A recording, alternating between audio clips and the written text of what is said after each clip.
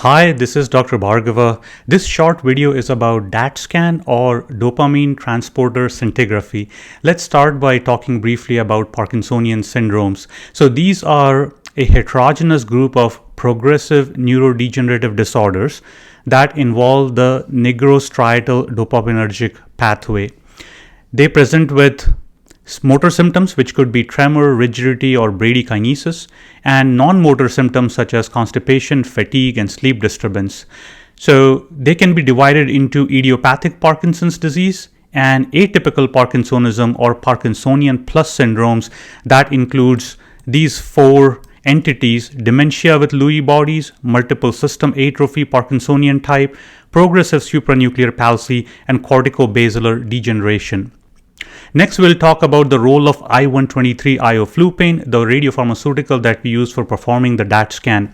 So it was approved by the FDA in 2011 for differentiation of essential and Parkinsonian tremors. The imaging protocol involves patient preparation, which we will go over in the next slide, injecting patients with 3 to 5 millicuries of the radiopharmaceutical IV, and then acquiring a SPECT of the brain at 3 to 6 hours.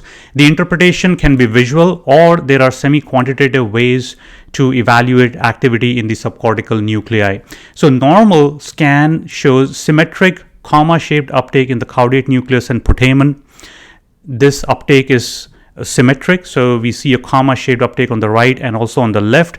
This uptake, the dot of the comma corresponds to the caudate nucleus, and the linear focus of uptake corresponds to the putamen. In patients with abnormal scan, there is symmetric or asymmetric decreased uptake in caudate nucleus or putamen. Usually this disease starts in the caudal aspect or involves the putamen, and we see asymmetric activity there. And as it becomes more severe, there is more cranial involvement. So the caudate nucleus is involved later than the putamen. The sensitivity and specificity for this study is more than 90%. This graphic from this review paper, I highly recommend that you find this review paper from Radiographics.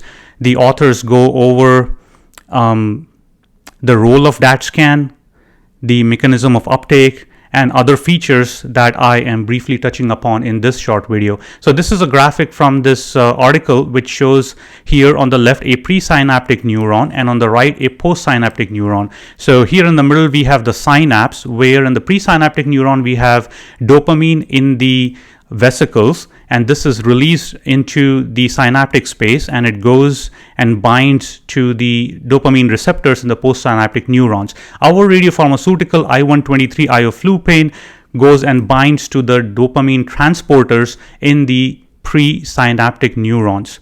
Now, also, it's a good idea to remember, especially if you're going for a board exam in nuclear medicine, that the postsynaptic neurons are D2 receptors. This slide goes over patient preparation. So we want the patients to be well hydrated prior to and about 48 hours following the radiopharmaceutical administration.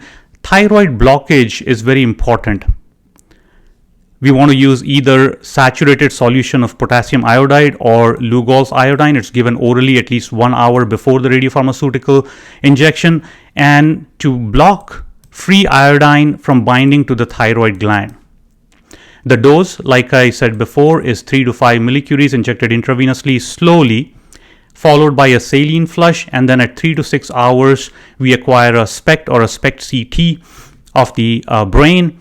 Headrest is often used to avoid head tilt, and patients are instructed to lie still and not move during the image acquisition. This is very important. Next slide shows a list of medications that have the potential to interfere with radiopharmaceutical uptake, and on the right side we have the typical holding period for each of these medication before we perform the DaT scan. This is also very important as a part of patient preparation for doing the DaT scan. Next slide shows a graphic where we see the anatomy in cross-section of the caudate nucleus seen right here on the left side, and the linear focus caudal to that, which is the putamen.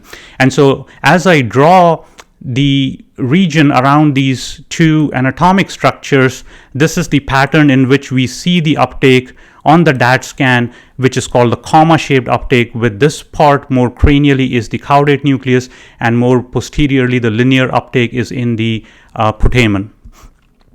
And this slide shows a good example of a normal study where we see symmetric uptake in the caudate nucleus and putamen on the right side and also on the left side.